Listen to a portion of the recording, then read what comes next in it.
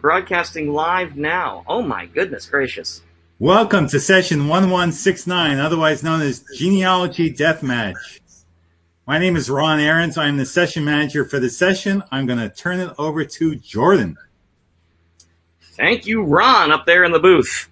Do we have anyone in the blimp? No, that's football. Hi, I'm Jordan Auslander, and your master of ceremonies for tonight for Genealogy Death Match. Are you ready to rumble? Should have heard all the trash talking that was going on before we went live. It was shocking. My yichus is better than your yichus, blah, blah, blah, blah, blah. But we're going to find out who will reign supreme. But first, let's meet our judges. Daniel Horowitz. Horowitz, where are you? There's Daniel. Hello, everybody. Hi there, Dan. So Dan's originally from Venezuela, good place not to be these days. Moved to Israel in 2005 with his family, anticipating early access to the COVID vaccine. He's an IAJGS board member, or was. He was there for 10 years. An expert genealogist with MyHeritage in Israel, the biggest genealogy company outside the United States. Dedicated to genealogy since 1986. He just got into the 50s club. So if you were in America, you'd be the youngest member of the AARP. So you spend your vacations visiting cemeteries, looking for relatives to upload them to billiongraves.com. Well, who doesn't? Come on. There's a man who clearly knows how to have fun. So joining Daniel is Sarina Roffe. Sarina, come on down. Join us. Hey! Woohoo! All right, Sarina's an ancient Sephardic genealogist and historian with just too many credits to list, which means probably nothing. But she chairs the Jewish Gen Sephardic Research Division and president of the Sephardic Heritage Project. She's editor of the of the Derot, the Journal of the JGS New York, and a former IAJGS board member. I see a Sephardim pattern here. Welcome, Sarina. And last but not least, our judge, Alex Calzareth, who takes a break from the thrilling world of certified public accounting as a genealogist. He's also a board member of Reclaim the Records. If you don't know about them, you should. Every genealogist should be a member. Also a member of the Jewish Genealogical Society of Long Island. His research focuses on Germany, Czechostan, Chechnya, or whatever the Czech Republic is calling itself these days, and Italy, the only town in Europe that never expelled the Jews, although they did invent the ghetto there. How any of this qualifies him to act as a judge today, he says is unknown, but we assume nepotism, because what else is genealogy good for? And now, for our contestants. Robinn Magid! Where are you? There she is. Robinn appears in this arena. Wow. Ready to prove that the less gray-haired woman is merely the COVID avatar of last year's IAJGS virtual conference chair. Good luck with that. Oh, my God. Armed with a medal from the mayor of her grandmother's hometown in Poland, which entitles her to nothing. Sorry. She's poised as JRI Poland's new assistant director. Good on you, Robinn. And promises to show the crowd how her nickname, the Princess of Lublin, and her 2001 tour of that town.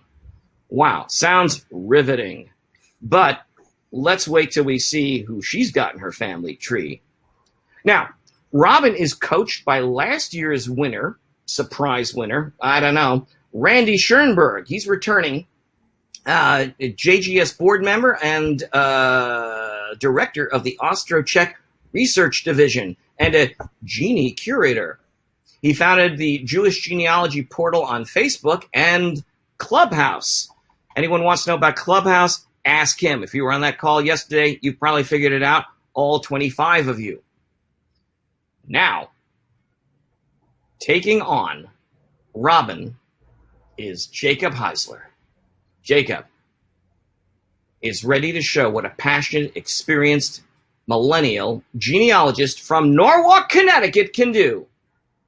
He's worked for Ancestry as a genealogist, written articles for the Galicianer, and recently graduated from Simmons University with a master's in library and information science with a concentration in archives management. Just to meet girls, no. All right.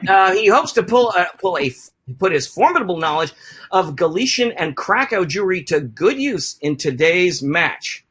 Well, we'll see how that pans out. But sorry, before I forget, yes, I am best introduced.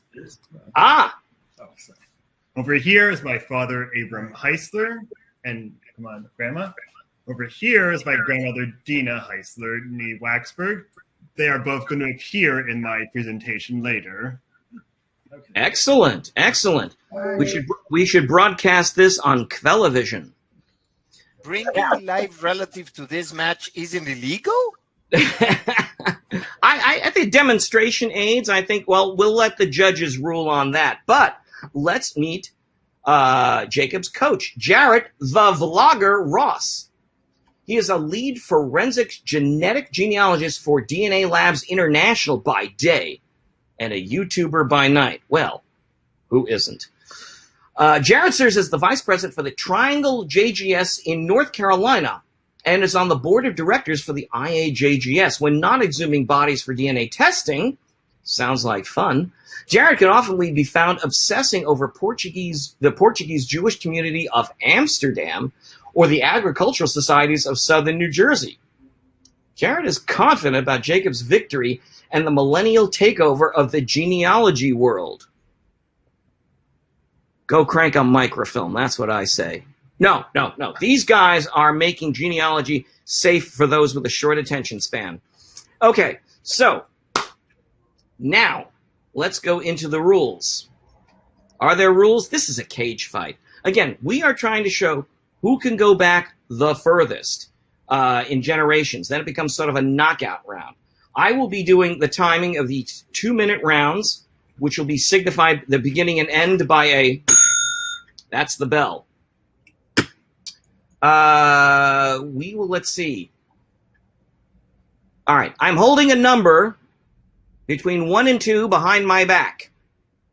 Robin, can you guess the number? Or Jacob, can you guess the number? What's your guess, Robin? My guess is that whoever goes first has their slides already stacked in the deck. Is that how we're doing it? I thought we were going to choose who goes first because that. All right. Well, unless we're going to choose whether I speak to Jacob's slides and he speaks to mine. Okay. Well, Ron, who's got their slides queued up? They're all queued up, but I think Jacob is going first, is my understanding. Well, good to know these things because we have 8 people watching. We'd be disappointed if we didn't know what the hell we were doing. But that's what keeps these shows interesting. If you want to see a real crash and burn, join us for Who Wants to Be a Rothschild on Thursday. Okay, so who's ready to go first? Everyone's ready. Okay, judges off the screen, and let's get ready to rumble!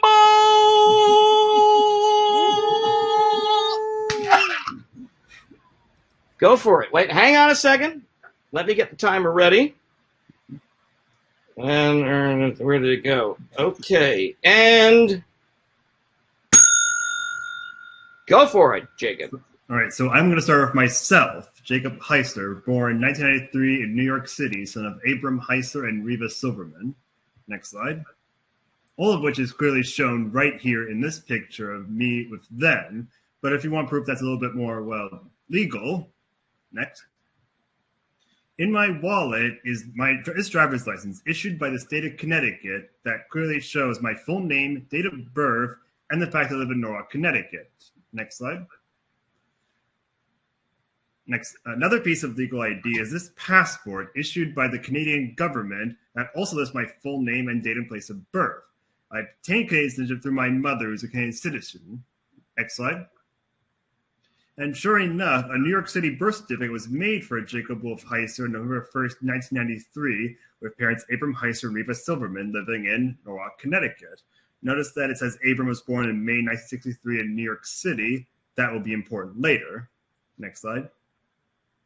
Turning over to DNA, my top matches, Ancestry DNA, are Abram and Reva, along with Adina Heisler. Dina will be very important later. Next slide. And according to Family Tree DNA's Y-DNA test, which looks at the DNA that passes from father to son, my only match at the top level is Abram. And lastly, next slide. And lastly, in this album, in my parents' house, you will find, next slide,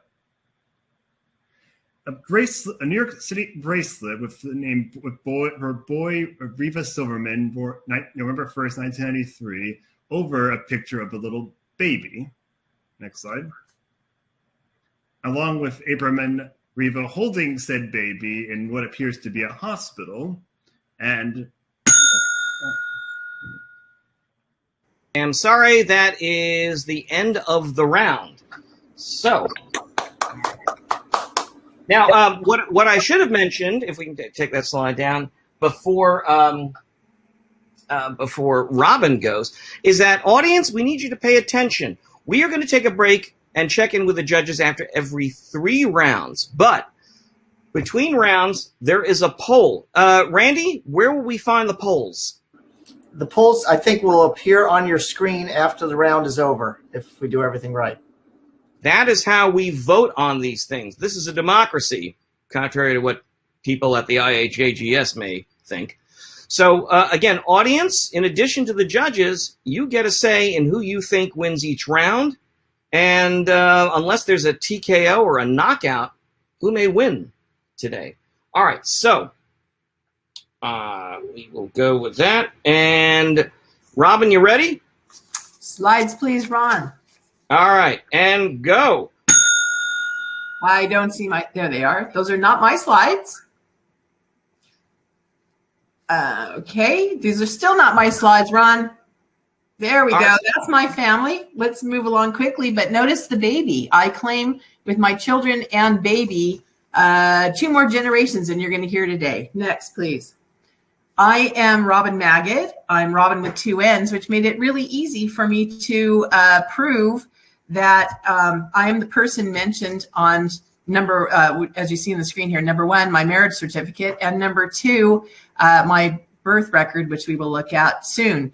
I want to point out my parents, who are in the bottom corner holding me, and my family with my lovely husband and 4 kids that also appear on this page, as well as the medal you heard about before, and my kosher ketubah. The bottom right corner is my are my kids' favorite stuffed animals, and as I said, I have 4 kids. Next. So here you can see I am Robin Ann Fisher. That is my signature, and it ties with Robin with 2 N's, Robin Ann Fisher, on my birth certificate. Please note in the red box on the black certificate that Sheldon Marshall Fisher is my dad, and that he is a Jewish accountant with glasses named Sheldon, for which we are very proud. You'll notice at the bottom that I asked 2 Google questions. One is, can I prove my family story that I was born in time to ruin Second Seder on Pesach? And the answer is, I was born in Chicago at 5:26 p.m. on April 12th, 1960, which appears between my dad's name and mine in that red box. And that, in fact, that day, sunset was at 6:28 p.m. And so, yes, I was born on the first day of Pesach. Next, please. And my family couldn't be here today because of some out-of-town company that flew in from the east. I'm sorry, Robin. I did give you some extra time because of the technical glitch, but that ends your 2-minute round right there. All right. So with Jacob queued up, we will go into round 2. Everyone's remembering to vote. Oh my God! It's asking me to submit. Do it later. All right. I can't vote. That would be. I'm supposed to be a neutral observer here. Jacob, are you queued up? No, no, no. All right. So all right. Round 2 begins now. In this round, I'll be looking at Abram J. Heisler, born in 1963 in New York City, son of Donald Heisler and Dina Wexberg. Next slide. And starting with this picture with that exact information clearly shown. But if, again, you want a little bit more legal evidence, next slide. In Abram's wallet, you could find a driver's license for him issued by the state of Connecticut with his date of birth and the fact he lives in Norwalk. Next slide. Also in his wallet is his American passport card, which shows his place and date of birth as well. Next slide. Now in the middle of an online game show. And sure enough, there was a New York City birth certificate issued for an Abram J. Heisler born in May 12, 1963, and it clearly shows his parents as Donald Heisler and Dina Wexberg. Next slide. And no, a slide back. And turning back to Abram's Ancestry Dna matches, you can find his closest matches are Dina Heisler as well as me, Jacob. Next slide. And turning over to Abram's Y DNA, the DNA that passes from mother to child, you can find that he and Dina are again a match. Next slide. And this is a marriage certificate issued by Toronto, Ontario, Canada, which shows Abram Heisler marrying Reva Silverman in 1988. And while this doesn't have a lot of genealogical information, next slide, this album, and it does, next slide, in it you can find an invitation to the wedding that includes a mention of Dr. and Mrs. Donald Heisler for 1988 in Hamilton, Canada. Next slide. Along with a picture of Abram and Reva walking somewhere with Reva wearing a wedding dress and Abram wearing a kittel. Next slide. Yep. Sorry about that, but what the hell?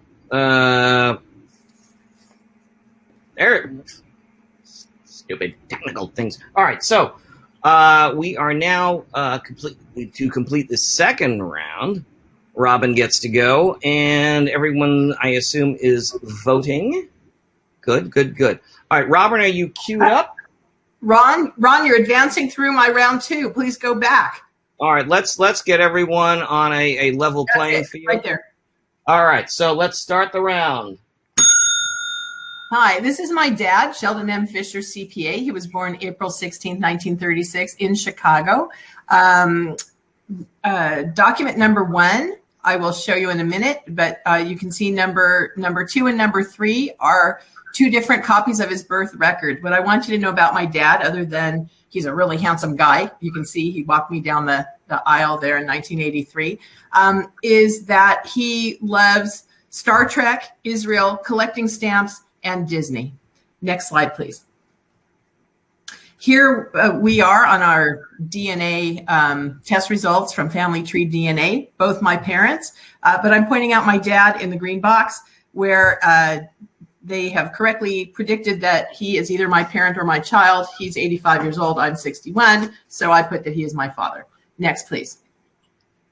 This is his birth certificate. His mother's name on the certificate is Helen Siegelman. She put herself as 30 years old. We'll talk about that in a minute. And that she was from Lublin, Poland. Next. This is a very interesting Board of Health certificate, much prettier than his birth record, that informs us that they have filed his birth record. And I don't know why anybody needs this or who the you is who said, but it does show his parents, his date of birth, etc., and also proves his birth date. Next, please. And my family couldn't be here today because they were on red alert. That's it.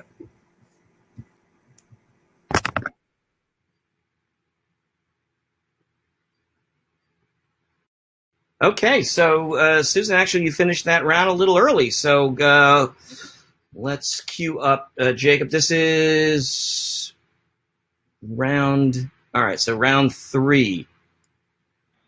Jacob, you. All right. I'm ready.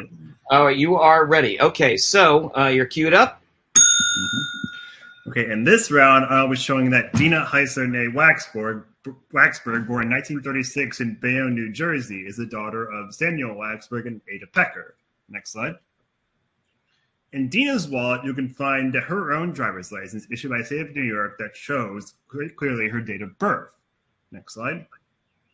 And in this copy of Dina's marriage license, issued in June 26, 1958 in New York City, you can find her date and place of birth, her parents, Samuel and Ada, and the fact she was married to Donald Heisler. Next slide. And in this album, you can find a few important clues, including, next slide, this cutout of an article about the wedding from the newspaper The Bayonne Times, which includes, among other things, her parents, Mr. and Mrs. Samuel Wexberg, as well as mention of his sister Arlene, who will be important later on. Next slide. Also in the picture, in the album, is Don and Dina, with Dina wearing what could only be a wedding dress. Next slide.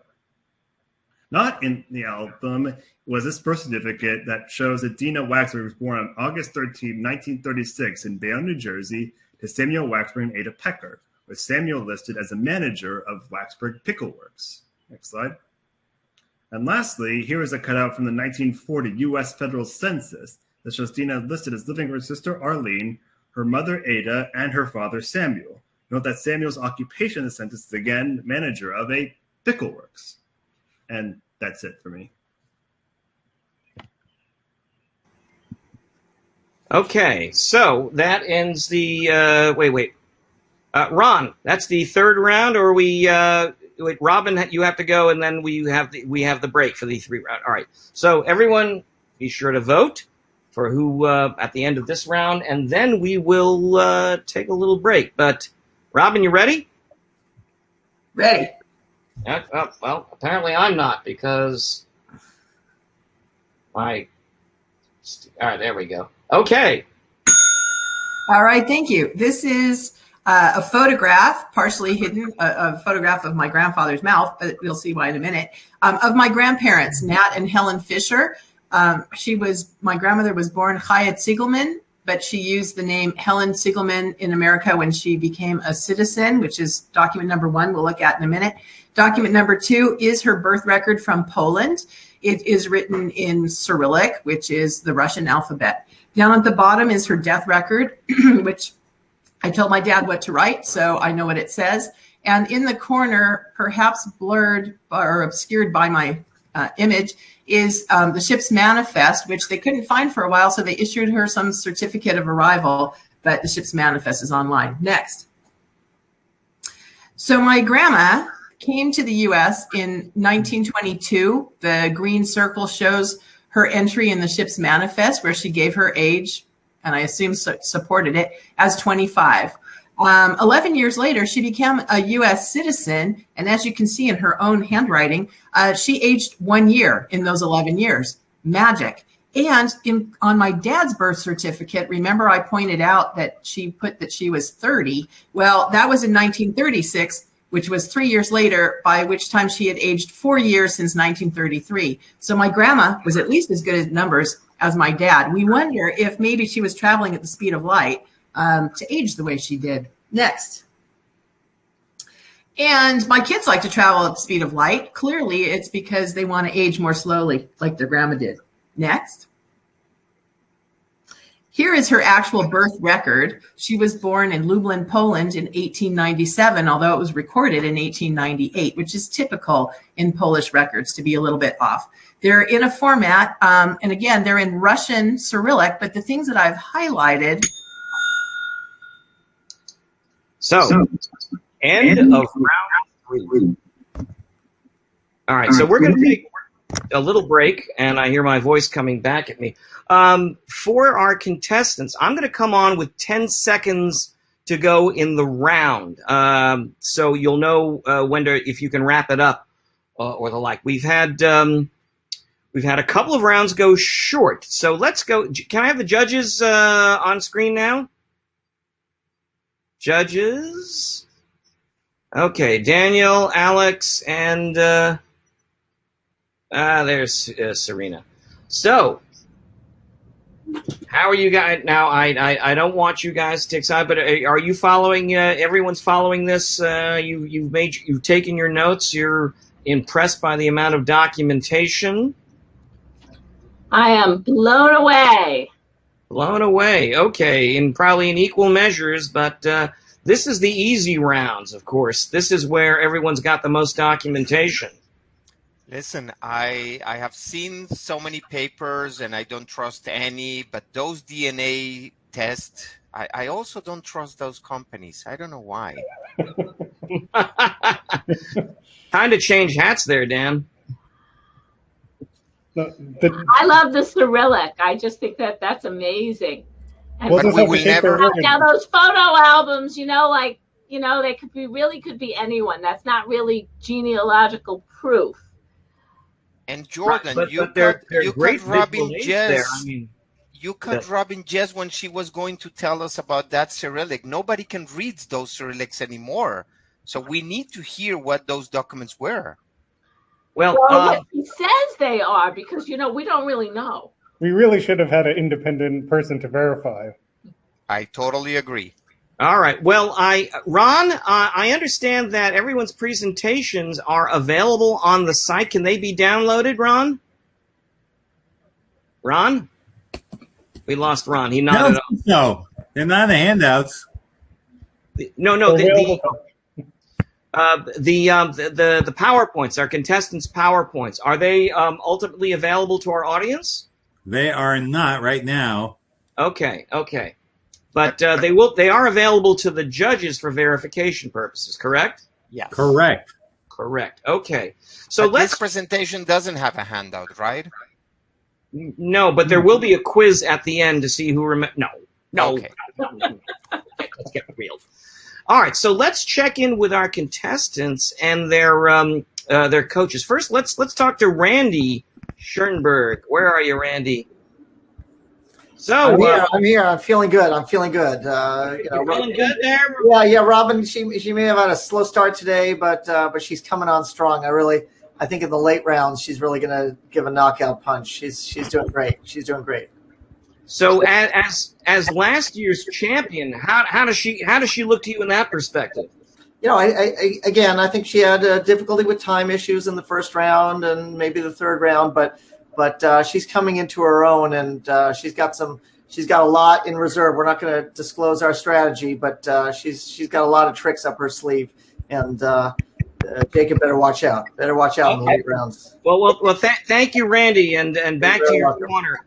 I'm going to ask Jarrett to come out, and judges, back to yours. You just leave Jarrett.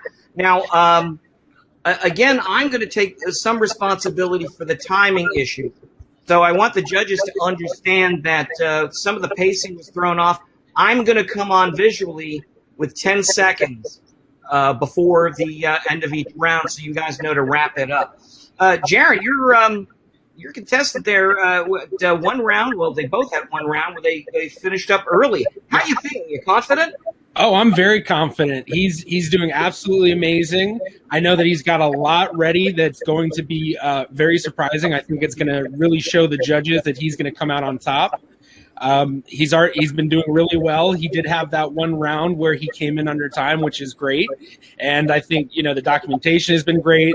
Using the DNA has been great. Having the family support there is even better. So I'm very confident the millennials are going to take this down. So there on that score there was some trash talk, intergenerational trash talk. So there's a lot to prove out here.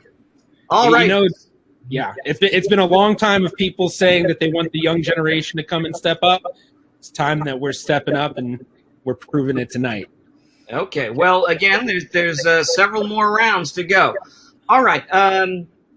So with that said, all right, Mr. Heisler, are you ready for round 4? Ron, is he all queued up? Do you have your correct slides? It's another. There we go. There we are. Okay. Audience is all voted. Let's get busy. Yeah, for this round, I'll be looking at Samuel Wexberg, born 1903 in New York City, died 1971 in Miami Beach, Florida.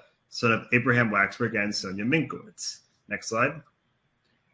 In the Baron Hirsch Cemetery at Staten Island, in the New Sacharia Bayonne Burial Society section, you can find this tombstone for Samuel Wexberg with the date of birth and death clearly labeled. Notice the Hebrew name, which not only lists his father as Abraham, but his father is Jacob Shalom. This will be very important later on. Next slide. In Samuel's death notice, published 2 days after his death in the newspaper The Jersey Journal, it mentions his children Dina and Arlene, his wife Ada Pecker, and his burial at Baron Hirsch Cemetery. Notice that it's as his brothers Hyman, Sidney, and Morris. I'll be bringing it up again later on. Next slide. In Samuel's death certificate filed in the state of Florida in 1971 with the same date of death, his wife Ada, and burial in Baron Hirsch Cemetery. It also includes his parents' names, Abraham Wexberg and Sonia Minkowitz. Next slide. Abraham and Sonia are also named in Samuel's marriage certificate from 1935 in New York City to Ada. Note that it shows Samuel is living in 549 Boulevard in Bayonne. Next slide. Sure enough, Abraham, Samuel, and Sonia are listed as living in that address in the 1920 U.S. federal census. Also living there were Samuel's brothers, Hyman, Morris, and Sidney, the same brothers in the death notice from earlier. Next slide. This is Samuel's birth certificate from 1903. It has the same parents' names and the date of birth as earlier records, while with the Jacob Shalom, which you can't actually see at the moment because of me, it fits the name is Jacob Shalom on it, which matches the name, the Hebrew name from the gravestone earlier. Next slide. And in 1905, the New York State Census, it shows that Jacob Wexberg is living at that is 129 Monroe Street, the same address as earlier,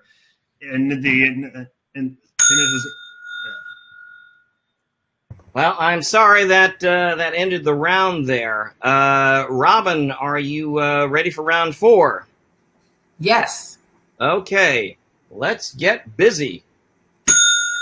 Here is Shia Heschel Siegelman, my grandmother's father. She brought these 2 photographs with her to the United States in 1922.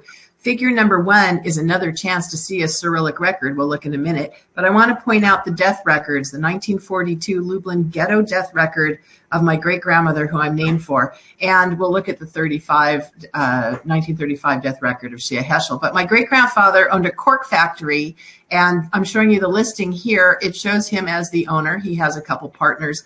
The picture is the building where it was housed. Next. This is my great-grandfather's Cyrillic birth record. You'll notice that the green boxes, like the one on my grandmother's I showed you at the end of the round, actually has Polish in it in parentheses. So what's great, just for the city of Lublin, this is special, is the recorder gave us some Polish. So I can't read the rest of it. It almost looks like we want to turn it upside down, but I can read the Polish, which shows who the mother is, what the name of the baby, and what I want to point out here is the bottom rectangle, which shows which shows Shia Heschel's father, and he signed in a Polish signature where the other witnesses signed in Yiddish. His birthplace is mentioned in this document, and I've pointed in the picture to that building today. Next. Here's his death record, which shows his name, his parents, and his mother's name is chopped in half, but she's there. It also gives an address. I've written it in there for you. And so it's really great to get these things and find places on the map. All documents I'm showing you are care of JRI Poland. Next. And my family couldn't be with us here today because they had to guard this castle, particularly my youngest, who always has that special headset on his head. And that's the end.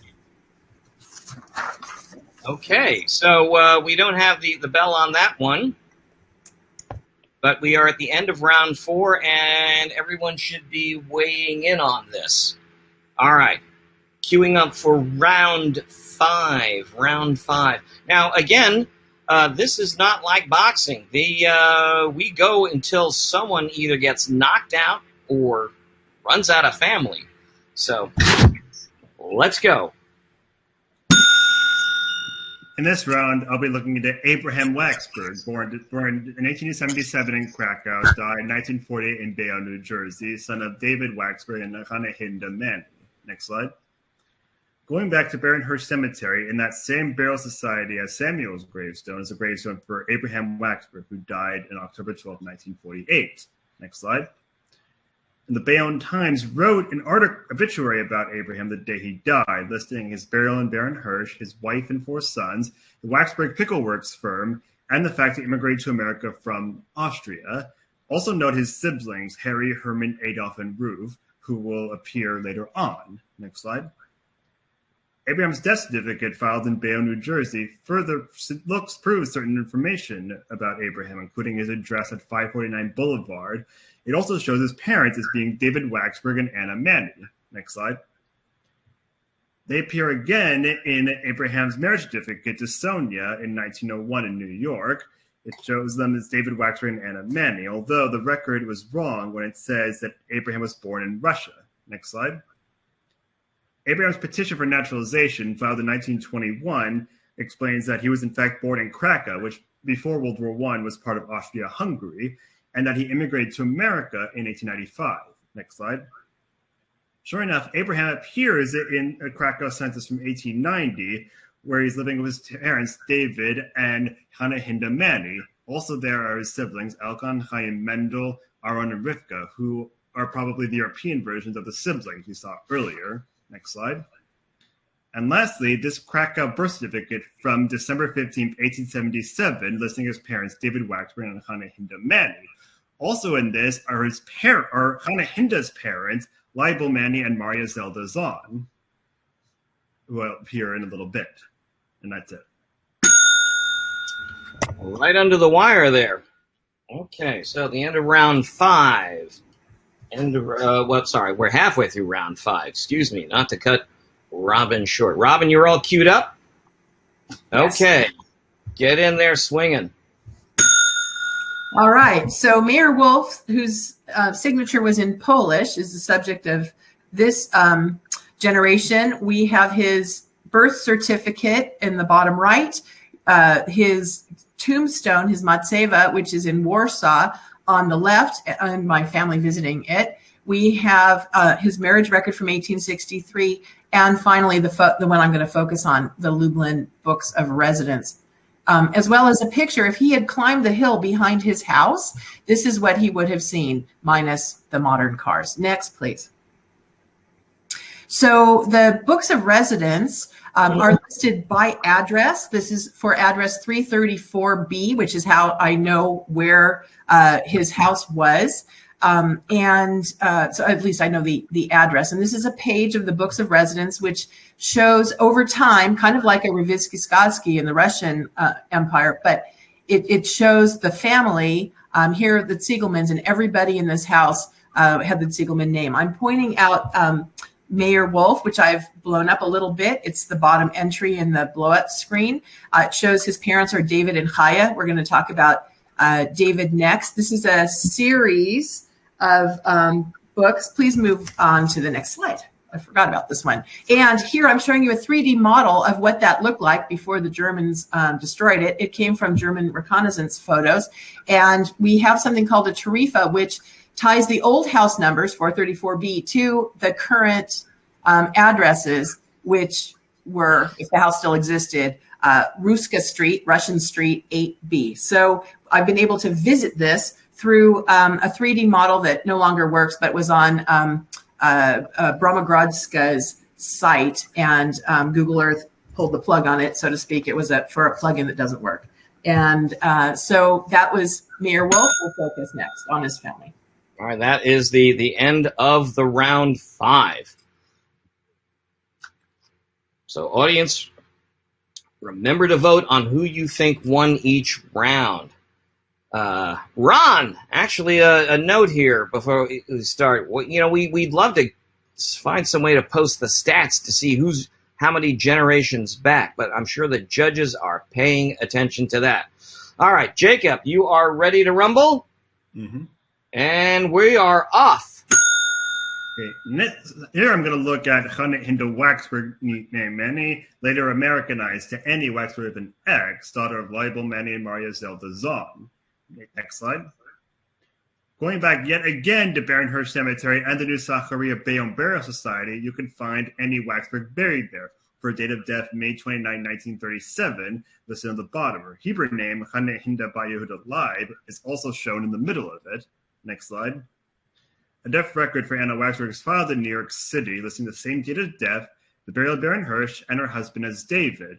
The record also says she was born in 1856 in Krakow and lists her parents as Louis, Manny, and Marion. Next slide. In the 1910 U.S. Census, Annie Wexberg is shown as living of her husband David. Also in the census are her children Herman, Adolf, and Ruth, who all match the names in Abraham's obituary. Note that it says Annie and her children immigrated in 1899. Next slide. Sure enough, in this 1899 passenger manifest from the SS Rotterdam, an Anna Wexberg of Krakow was listed as immigrating to America to join her husband D. Wexberg, along with her children Mendel, Aaron, and Rivka, who matched the 1890 Krakow census shown earlier. Next slide. And going back to Krakow, an Anna Hinda Manny was listed in the 1870 Krakow census of her parents, Leibel and Zelda. Next slide. And lastly, Achana Hendel Manny was listed in this Krakow birth record as being born on June 28, 1856, daughter of Leibish Manny and Mariam Golda Khan. While the name is a little bit different, since all the other information matches, I'm confident it is the exact same person. And I am done.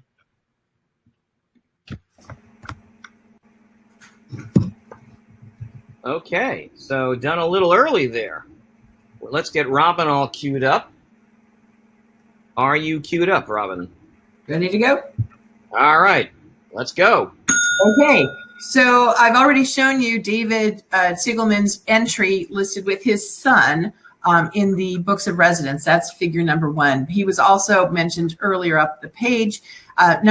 Document 2 is his birth record, David Siegelman, who was born in 1813 but wasn't registered until 1823 and appears here in a Polish registration, which is not unusual, again, that he was registered in a different year than the year he was born. Number 3 is his marriage record with his signatures at the bottom, which are in Yiddish, not in Polish. Number 4 is his death record, which is the only document that gives his name as David Yaakov Siegelman, which ties to his son Mayer Wolf's tombstone in Warsaw. Next. And here is a model, a 3D model that was a gift to the city of Lublin by Rishon LeZion, which is Lublin city, sister city. And I've pointed out that house, that is house number 434, where all of these people lived. In his document, his birth document right here, it points out house 434. I'm showing that you in the first green box. The name of the baby was David, and I've highlighted and focused in on the name of his father, Moshe Aaron Herzikovitz Siegelman, and then it says Oisietz. That means father, showing that he is the father of this baby. His signature is in Yiddish, and I want to point out below it that his father's name also appears on this record. We'll talk about that soon. Next. And of course, my family couldn't be here today because they were teaching Disney characters the praying mantis move and playing with their shadows. And I'm finished. Oh, okay. Finished right there. All right. So we are at the end of round 6. We're going to take a little bit of a break here and check in with, if we can take that down, because we have an interim thing. All right, judges. Let me get my judges back here. Okay. So it looks like there's a bit of an asymmetry here, where our millennial is starting out a little earlier in America, and it looks like Jacob is back to 1856 by my count, while Robinn is back to 1813. Are you guys going to prorate this? Is there a millennial advantage of having more generations in the United States that needs to be calibrated for? Judges, what are your thoughts? Thank you. All right, now we'll go back to... I think we have to take it into account that you Is there a reason everybody's blacked out? I think the records are harder to get in other countries, so I have to give a little bit more points to Robinn for getting those records. Although... Did Alex click on something again? No, I don't think so. I told you not to touch that button. Jordan, what are you looking at? What am I looking at? Yeah, what do you see? I see our 3 judges and myself. Are they talking? They're talking. Yeah. I can't hear them. Well, then I can hear you. Do you have a technical problem, Ron? I think this is a dead issue. I might be the only I'm one. seeing everyone. I think it's working from my end. Okay, I'll good. shut it then. There's blank on my end too. I haven't been watching like the technical things, like how many people did we lose by this round. So again, yeah, we don't have a seventh inning stretch, so maybe everyone's just basically gone to the bathroom right now. We should have done the trouser check because you really can't tell here. All right, I do think it's easier to get records in the United States than it would be in Poland and the places where Robinn is going. But I do have to give credit to a millennial for having gone back that far, even if it's in the United States. So credit given, and also to be able for Robinn to be able to translate those records because they're in Cyrillic and other hard to read tiny handwriting. So do you think there'll be anyone will be contesting the translation or the veracity because of the language difference? I mean, we do have an honor system here, despite all the trash talk going on. All right, so with that in mind, let's go to our coaches and see if we can get some insight on some further, as Bugs Bunny would say, strategy. Randy. So now it's switched my camera. Let's go to a different camera here. So I was having some technical difficulties. I apologize for interrupting there, but I was not hearing or seeing anything. I was very impressed, actually, with both of the contestants. I'm still with Robinn. She's definitely speeding ahead, but Jacob was really giving her a run for her money in that 5th and 6th round. I think his documentation is starting to look really good, but Robinn's got a few aces up her sleeve, and so I'm confident in the 7th, 8th, and 9th rounds that are coming up. There may be a knockout coming up. Randy, I have a question because there seem to be two different approaches here. Your Robinn has been invoking a lot of 3D models as a visual aid. Is that a calculated move, or is that just a convenient factor of where she's researching? Well, she's going back into Krakow. It's Galicia there, part of Austria, and they're sort of high tech in that area. So I think that's what's happening. That's what's happening. It's part of her strategy is to show, even though she may be going deeper in time, she's using the latest technology to really exercise and get ready for this battle. So taking the game to the millennials with tech. Right. Well, thank you and good luck. Let's talk to Jarrett for there, Jarrett. So yeah. Interesting tech. They're using tech against you. I would think that would be a millennial move. You guys are going old school though with cemetery photographs and Matsevat.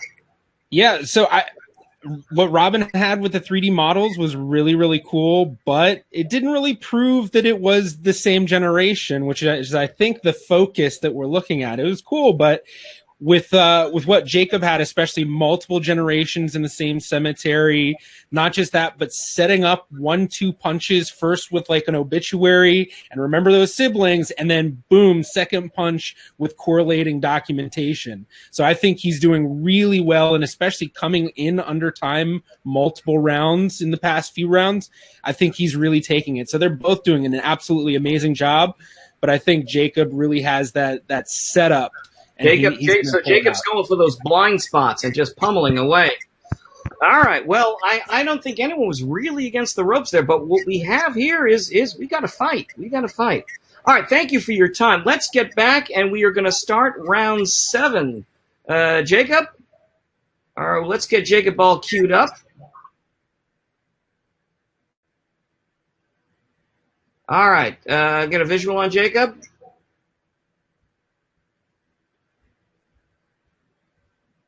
Jacob, did we lose Jacob? Jacob, you there? Ron, what's the situation with Jacob? I don't see him. Oh.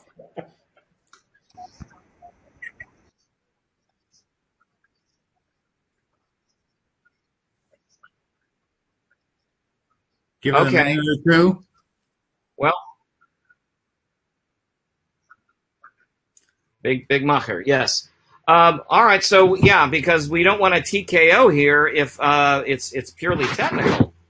I think it's time for improv, Jordan. What? Improv. It's time for improv. Yes, and oh well, this is what happens here. We have done. This is the second time we've done the genealogical death match. Now, what do our contestants win? Nothing. Bragging rights. But if there's a precedent to be set, the winner gets to coach a contestant next year. Now, Randy being last year's winner, is he going to coach a winner this year? Everyone wants to know that. Jarrett, on the other hand, I'm sorry. Jarrett, I don't know what happens. Do they? I know they all get a copy of the home game and a year's supply of turtle wax. But do they get a black sheep pin? Is that in the? Oh, there's Jacob. Okay, Jacob, ready? Sorry about that. They didn't have to. Your cut man. We were worried about you there because you took a pummeling there. But you're ready for your round? Ready. Okay, let's get busy with round 7. For this round, I'm going to be looking at Maria Zelda Manny Nizon, born in 1829 in Krakow and died in 1907 in Krakow, daughter of Elkon Zahn and Rachel Rotchinger, even if I'm not really sure about the name. So first off, you can find this death certificate from 1907 for Maria Zelda Zahn, wife of Lobel Manny, who was born roughly 1829. Next page. And sure enough, in this 1856 marriage certificate, you could find Maria Zelda marrying a Label Manny, with Maria listed as being born roughly 1829, and her parents to the left, to the right, as Elkon Zahn and Rachel. Notice that the signature is for Sarah Leah Trenner. I'm going to bring up again later on. Next slide.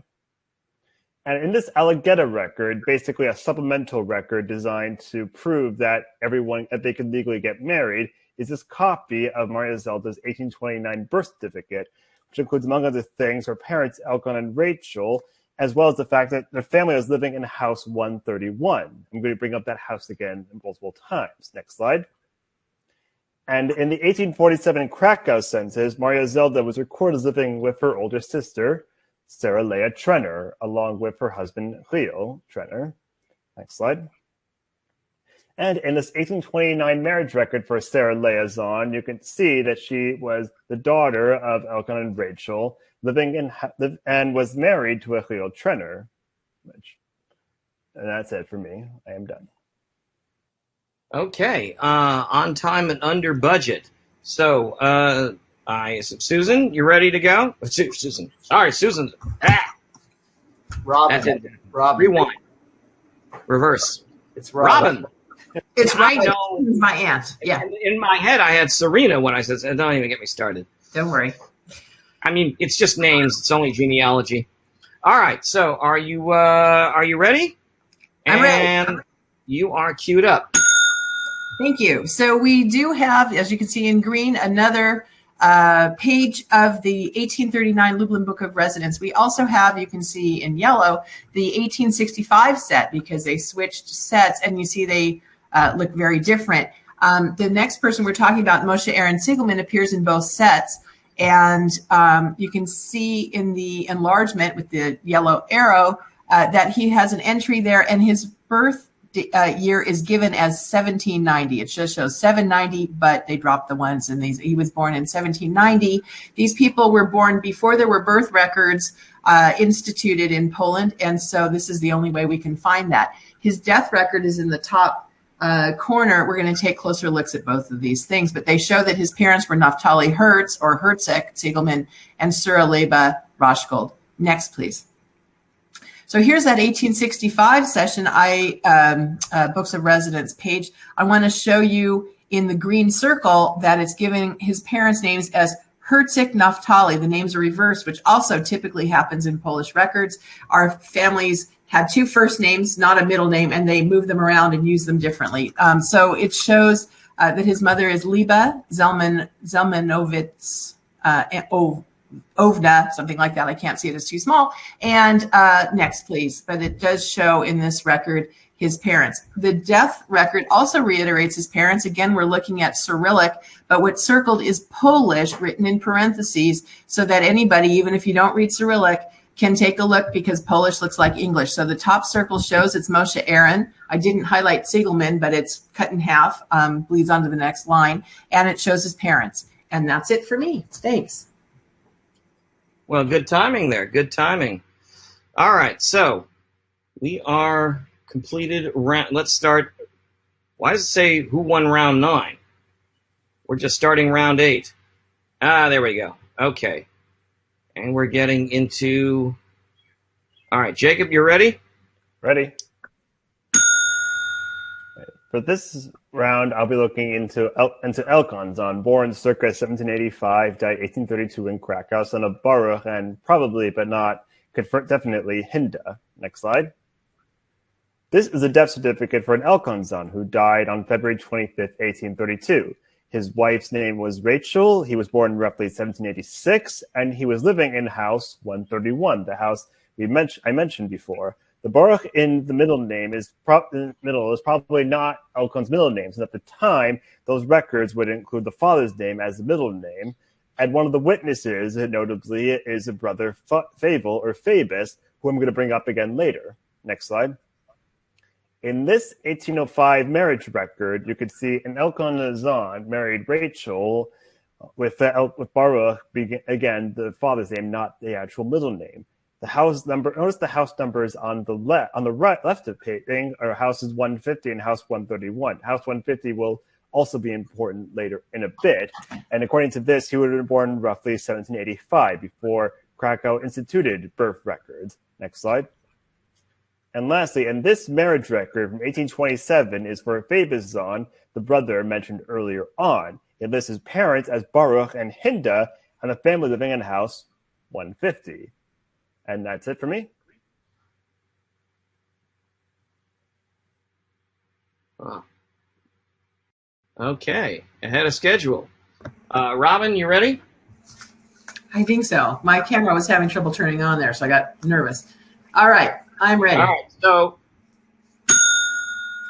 And this slide is the reason why I volunteered. I had an amazing thing happen. I had been to the Lublin cemetery 7 times, had photographed every tombstone. In 2018, after chairing the Warsaw Conference, I went to Lublin, and we were playing on the JRI Poland database. We found this link to the Foundation for the Documentation of Jewish Cemeteries in Poland, which we linked to through, they're a partner of JRI Poland. And it turned up, magically, the matzeva of my 5th great-grandfather, Naphtali Hertz Siegelman, who I mentioned was shown as Herzig or Hertz Naphtali. The next day we went running to the cemetery and found, as you can see, that this tombstone had fallen down. It had somehow been covered so the Nazis didn't get it, and it now exists. Naphtali Hertz, my 5th great-grandfather, died on December 28th, 1828. He was 73 years old, therefore yielding he was born in 1755. His father's name is on that matzeva as Yechiel Michel, and that death record is also on file from 1828. He died December 28th, almost at the end of the year. He was one of the last burials in that cemetery, and it shows the names of his parents, says that they were from Lublin, and that they were now deceased. And so this is the record that ties my family to Lublin. Next, please. And next, please. And my family couldn't be here today because they were in 2 very similar but different car accidents. Totally tragic, obviously, but good thing their soda didn't get knocked over. I'm done. Okay. And that concludes round 8. Round 9. Oh my God, it's a train wreck here. Round 9. Ready, Jacob? Ready. Okay, go. Okay, for this round, I'll be looking into Baruch Zahn, born circa 1769 and died 1830, probably the son of Moses. Or Moses, whatever. Next slide. This is an 1830 death certificate for Baruch Zahn, who says who died on January 8th, 1830. It lists his wife's name as Hinda, his approximate year of birth is 1760, and his house number as 150. And the name Moses, is probably Baruch's father's name, because as I mentioned earlier, that's what they did with the father's name. But I don't know anything else about this Moses, so I'll just move on from there. Next slide. Between 1807 and 1808, a list of Jewish homeowners in Krakow was compiled and later became part of a book, the Plan Miasta Krakow Census. Forgive me if I mispronounce any of the Polish. The name includes the Baruch Khan, aka Baruch Zahn, as living in house 150, with a description of the house as a freestanding wooded house. Now, the book did include a map of Krakow at the time with house numbers, but house 150 was not on there for whatever reason. Next slide. And Baruch was living in house 150 all the way back in 1790, when this census was compiled by the Polish-Lithuanian Commonwealth just a few years before it went extinct, listing him living there with his wife Hinda. Now, at this point, there were no Jewish last names, so he was known just as Baruch. I don't know what the Polish is. Baruch the tailor, basically, with his approximate birth as 1759, which matches earlier birth things. And with that very old record, I am done. Okay. Robinn, you are ready. Hang on, let's just cancel that and get back to there. And we're off. All right, friendly punch. Jacob, that Polish said Kravitz, which means tailor, as you said. And for Lublin, you're very lucky. For Lublin, we don't have that kind of records. The only records we found in the Wawel Castle in Krakow in that time period were lists of how many cows there were on different properties, no people's names. So as I showed you, the document that I have, the earliest document that I have that lists the people in this generation, Yechiel Michal and Malka Siegelman, is the 1828 death record that I showed you previously of my fifth great-grandfather. These people are my sixth great-grandparents, born at approximately 1725, and they both died before 1828.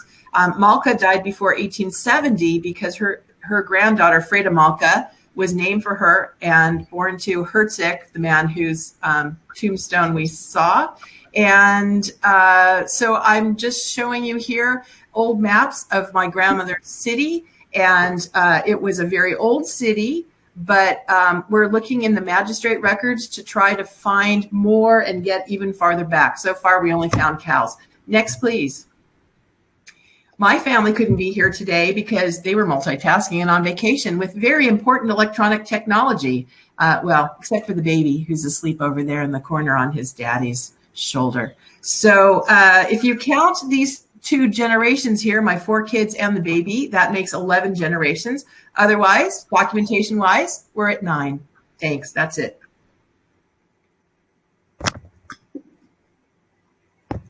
Nine generations. 9 generations. We are at the end of round 9. Now, it looks like Jacob is not finished, and we may go into the sudden death for for our genealogical death match. Okay, let's get the judges. Judges? Can we get? Okay. Yes, Jordan, we are here. Good, and everyone's awake and paying attention to the. Now, interesting because both of our contestants seem to be right on the fringes of civil registration and documentation. Now, that's got to present an issue here because we are going into... Now, this ends when someone is out. Now, we have 11 generations, technically, for Robinn. How many generations do we have? Jacob is at... 9. 9. Okay. Yeah, but and he's bringing 3 generations alive, and I have to tell you, I'm really impressed with this kid that knows 9 generations back on his family tree. I'm pretty sure many of kids his age out there cannot mention those many generations back. So he's doing a good job. Yeah, but and I don't know, Robinn is always making excuses why her family cannot be here. Well, I guess she sees this as an imaginary disadvantage because the first time we did this. I mean, again, this is all virtual. You can't really just cart out family. Although I guess we could link them in through the video chat. The miracle of that, the advantage. But again, it's like she's making excuses where it doesn't seem she has to, because she's like bringing in the living along with the ancient. So, Sarina, how did you feel about that? We haven't heard much from you there. Were you impressed by the theatrics, or more by the facts? I was impressed more by the theatrics, because it's entertaining. It's definitely entertaining, and I think that when Jacob brings in his family and you see his grandma and his father there, and you're like, oh wow, they're really living, breathing memories, and not just are they present, but they can provide context. But doesn't it also raise the stakes should he crash and burn? Alex, what do you think? It does. And was this a bold move, a risk, or do you think that this is I think it was minimally risky, though, because he did have the documentation in addition. So whether you went the theatric route or the paper trail route, and they both had DNA early on, so their connection to those first few generations is a little more solid. Paper trail could be right, could be wrong. I don't know that Robinn should get the 11 generations, because it should really even out at 10. So maybe an extra generation. Well, let's leave that process to the judges' deliberations. I want to check in with Randy now,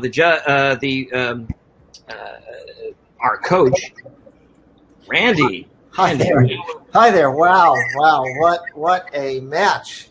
What a match. I mean, it's Lublin and boy, so close and similar types of records. I was very, very impressed with both contestants. Obviously I'm Team Robinn, so I'm all for her. I think that old grave that she found was sort of the knockout punch of the match.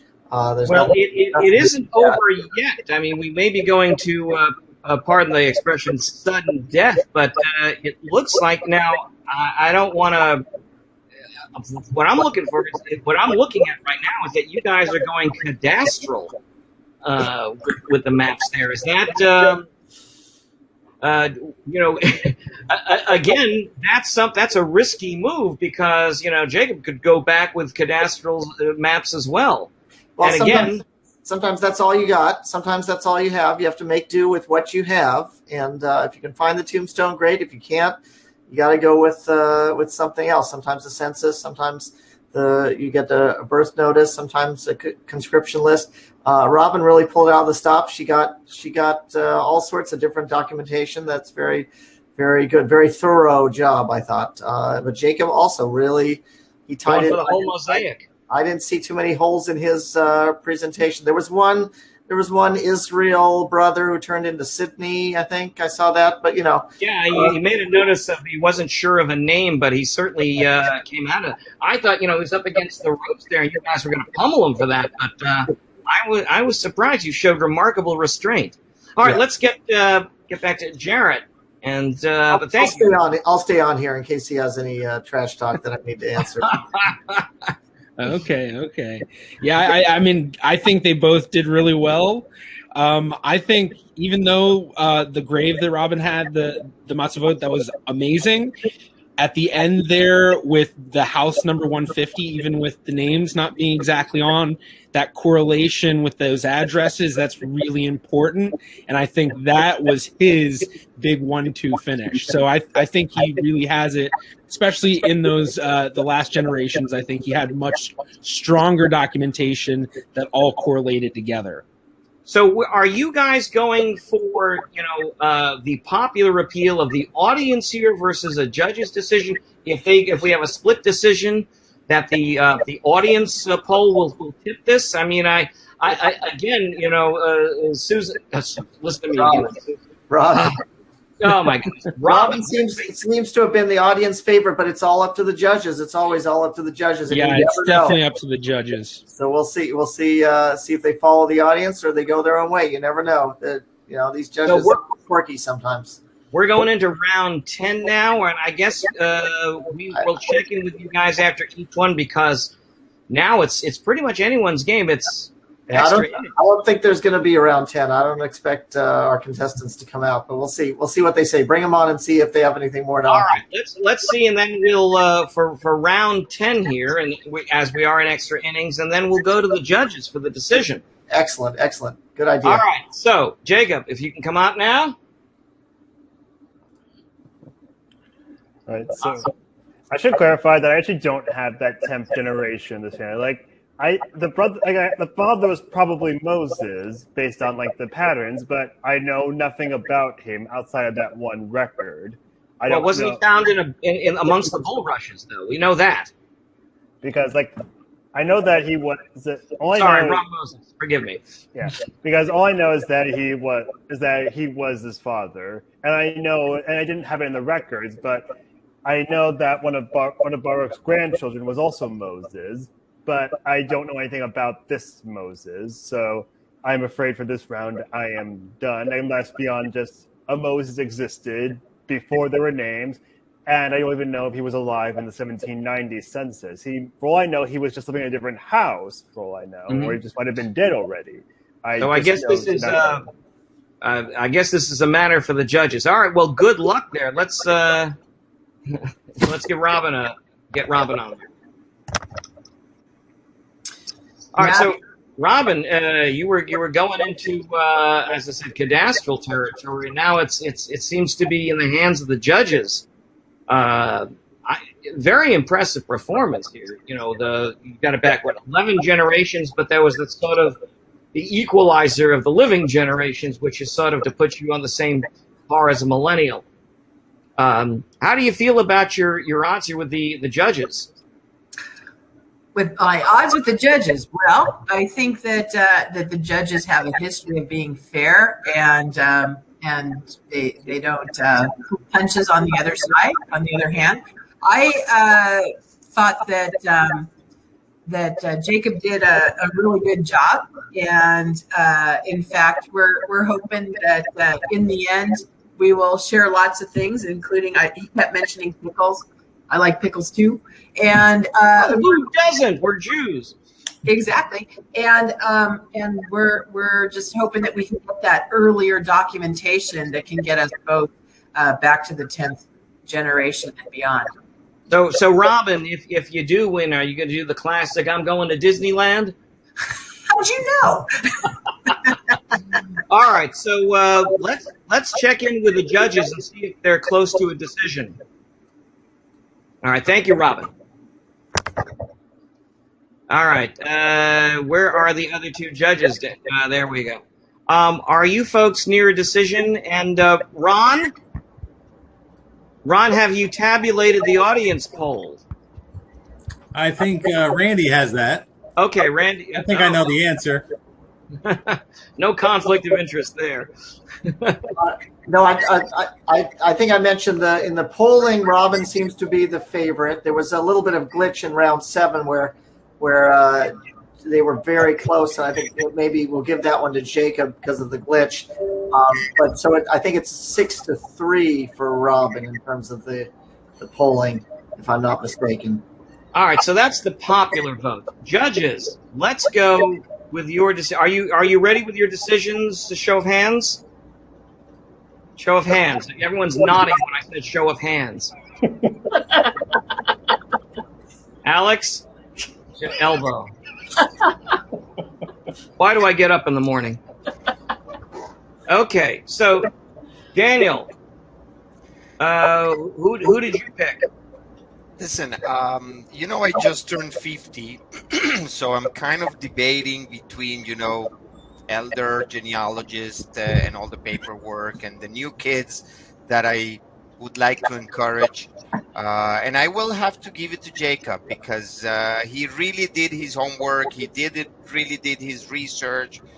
All those records and all those paperworks and tombstones, he really deserves it. My point goes to Jacob. All right, thank you. Alex. So it was a lot of consideration. Both of them had fairly solid paper trails, good DNA trails. Both of them use some Matzevot. But ultimately, Robinn had, if she was at the same generation. Technical difficulties. I'm having a hard time hearing him in the session manager booth. Okay, so it sounds like, Alex, am I correct that you are casting your vote for Robinn? Yes, because ultimately she has, if she was at the same generation as Jacob, she would have 9 generations of ancestors. So just based on the generational, they both did a great job. They both had very solid evidence. And maybe if they do a rematch in the future, they find a few more records, some stuff that pops up that they think is lost now, and it appears in a few years. We can have a rematch. This will turn into the Hunger Games if we're not careful. All right. Well, it looks like it all hinges on the way Sarina roasts. Now, no pressure. I mean, I thought it was going to go into like, Ashkenazi naming patterns to see if they could eke another generation out of the data. Well, Sarina? Well, first I have to send Daniel an AARP card because, he doesn't have one yet. So since he's turning 50, we've just got to make sure that we get that one in. I'm with Alex. I'm going to give it to Robinn. I think that really it was neck and neck for most. I mean, they have a lot of the same stuff, same number of generations. But I think that the research that Robinn had to do, I thought was more difficult because she had more in the gold country than Jacob did. And Jacob had more in the United States. But definitely kudos to both of them for really having gone the extra mile and for him being, we lost Alex. What happened? All right. There he is. Okay, he's back again. Definitely have to give him kudos for having done what he did in the United States and going back the same number of generations, considering that he's really a generation younger than she is. So he managed to match that up. So you've got to give, if it was neck and neck, but I think Robinn is just a tad ahead. Well, thank you, Sarina. All right, let's bring everyone out for the awards ceremony and the playing of the national anthem, etc. Well, it looks like. Well, look, congratulations, Jacob, on an incredible performance. But Robinn, you won the popular vote as well as the electoral college. It seems here. I'm sure everyone's going to be a good sport and not demand a recount or change the voting laws next year. But well done, both of you. I mean, like, how many? Again, of the people watching, how many people are watching this? I didn't get a number there, but we have 110 attendees. 110. Okay.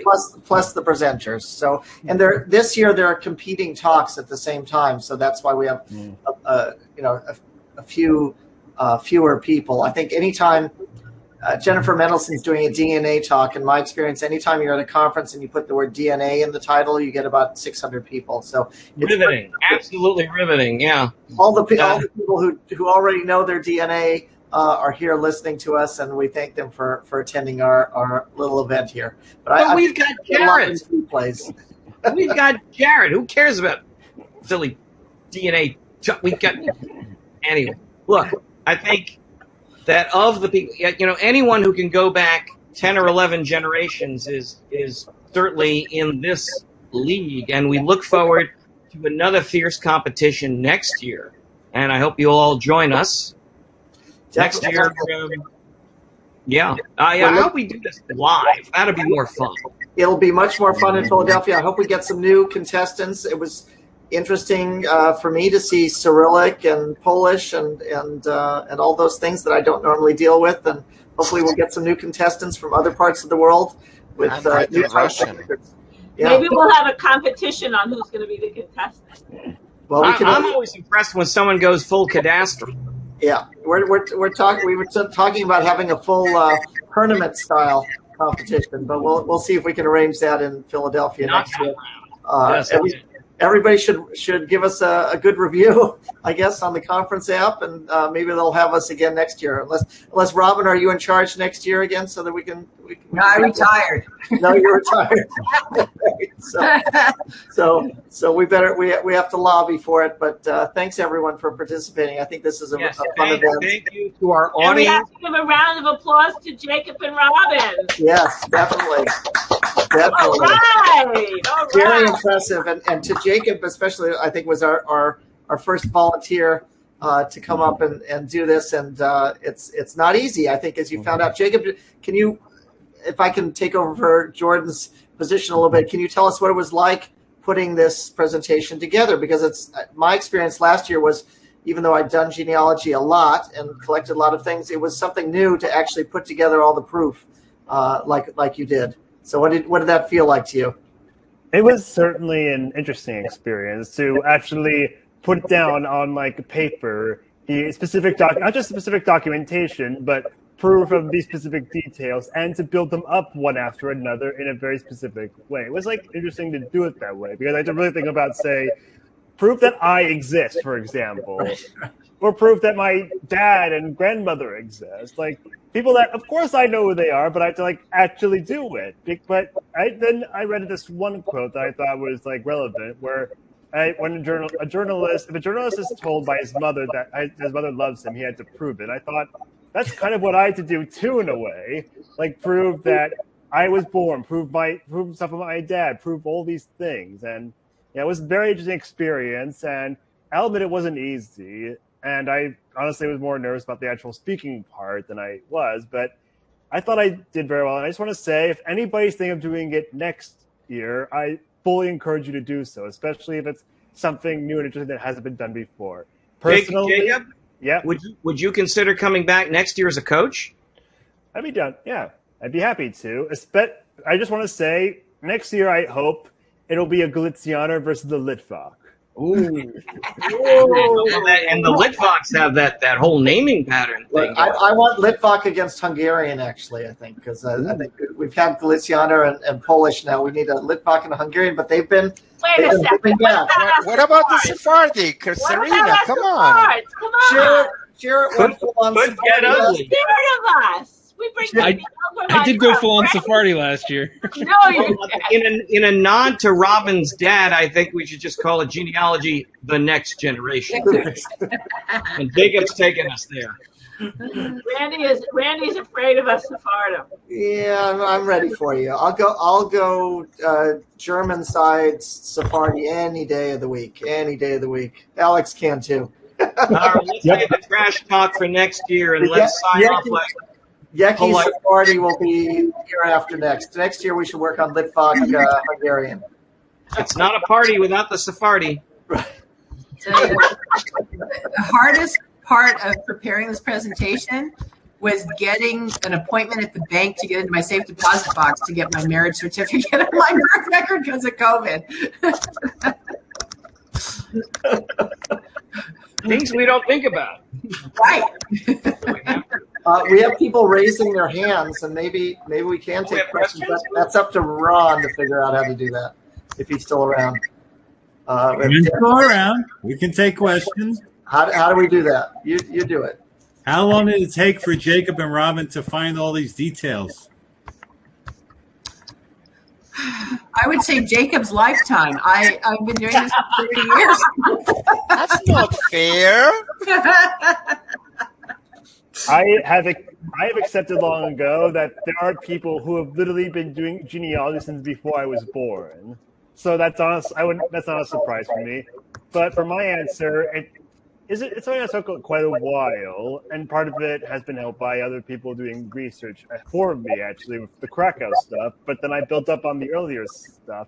It took quite a while, and some of it happened very quickly, and some parts had to happen slow and slower before I find new documentation, before new stuff was released. It's a process, certainly, I say. And just as one example, there's an 1857 census that I currently don't have access to, but I believe is being digitized, which will mean that in a year or two, I'll be able to have that little bit of even further piece of evidence for these things. So it's definitely a process, but a never-ending one. I hear a rematch. All right. I'm looking at all the questions. Has anybody looked at all these comments? Yeah, it's kind of fun. I see two people raising their hand, and I'm not sure what they're supposed to do. Maybe they can write in the Q&A portion. I think they're just, waving for all of us. I was afraid to look at the chat, thinking last time I tried something like that, I got cut off. I'm not touching any bottom. Alex, don't touch any bottom Somebody either. did say that last year we had bris records. We don't have any bris records. That's true. We didn't have any bris records. Hey, Jennifer Middleton's in the audience. Hi, Jennifer. Didn't realize you were there. I was just using your presentation as an excuse for why we have 500 fewer people listening this year than last year. But at least it didn't break down completely like last year. Anyway. Somebody says if we do Sephardic, we'll be watching until 2023. Jacob, where's your family? We need to have one going to King David. They're in the other room. They're watching in the other room. They went to sleep. I feel like we should also mention that people don't get to choose. You get to choose your ancestral lines, but you're still limited. If your family is from places that don't have good records, you sort of have luck. If I may jump in with a promo for the other game show, we're going to have Who Wants to Become a Rothschild on Thursday evening, and I think Alex is going to be a contestant there, right, Alex? Ooh. That is true. It didn't seem like I had an option. Who else is competing? Oh, we're going to have some surprise guests, some newbies to the IAJGS conference, and some people who've been around for a while. It's going to be fun. And, of course, Jordan is our fearless MC. Excellent. Well, can you imagine how great this is going to be when we do it live in Philadelphia next year? That we're going to definitely have a good time with that. I can't wait. I cannot wait. I finally get to see you guys. They're the whole Heisler family. You're muted, Jacob. Part of this, and he had such. Hang on. Back so we could see their faces. Hi, Grandma. Look at that. I'm doing a screenshot. I can't hear her. You can't hear her, but look at that yichus. It's all on the screen. Jacob, I think you disconnected your microphone. Jacob, I think you disconnected your microphone. We cannot hear you. Jacob. When you move the camera, you unplug the microphone. Oh, these kids that they don't know. Oh, wait a minute. Wait. The millennials getting screwed up by tech again. Yes. They don't know how to deal with this. They say you're just trying to make do it. I think only a kid can do it. I'm muted too. Look at that. He's got living yichus. And no microphone. And no. Oh, look at that. Okay, there's the proof. We didn't. Oh, look at that. I like that picture. All on the same. He's fully armed. He's got all the documentation in his room there, in the living room. That's amazing. He's at Grandma's apartment. He's going to pull out the gravestone next. Under the bed. Jacob, we still can't hear you. Maybe it's in your earpiece and not the microphone is not picking up anything. Recount. Brent Schoenberg wants a recount. Somebody said we should turn on captions so we can know what people are saying. Yes, I like the ones who want to do this over drink. I don't know. I keep proposing happy hour with the experts, and they always turn it down. Philadelphia, it's on me. If we get to go. That you want, but who cares? It'll be fun. We can go over and ring the Liberty Bell. Another round. Anyway, thank you, everyone. I think we can probably close it out now since it's being recorded. Oh my God! It will be available again. Do you really think people are going to watch till now the recording?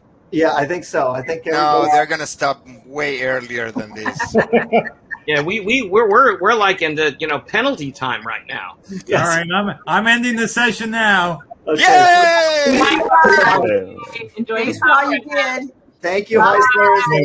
Thank you, everyone. judges. Thank you, contestants, and thank you, Ron.